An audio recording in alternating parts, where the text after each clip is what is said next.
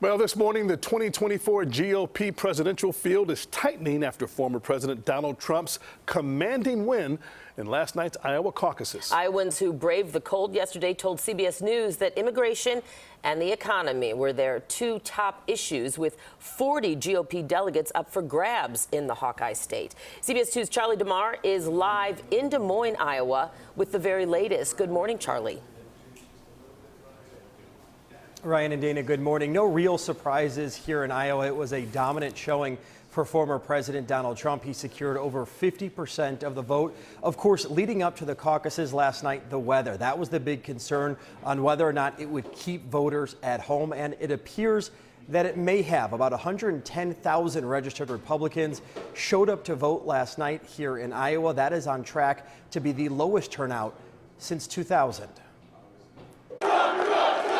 Former President Donald Trump took the stage, claiming victory after his projected win in the Iowa Republican caucuses. I really think this is time now for everybody, our country, to come together. We want to come together.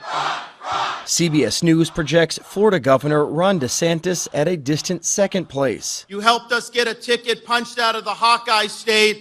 Former UN Ambassador Nikki Haley proclaimed herself as part of a two-person race, despite a projected third-place finish. Our campaign is the last best hope of stopping the Trump-Biden nightmare. Trump is expected to carry the momentum from his win here in Iowa to next week's GOP primary in New Hampshire, where in the polls there, he leads both DeSantis and Haley.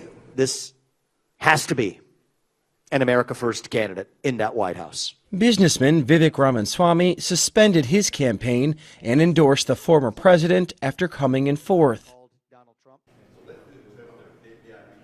And Trump's decisive win here in Iowa shows just how strong his base really is. They were able to put aside his mounting legal problems, his impeachment while he was president, and get behind the former president as the potential nominee for the Republican Party. Ryan, Dana?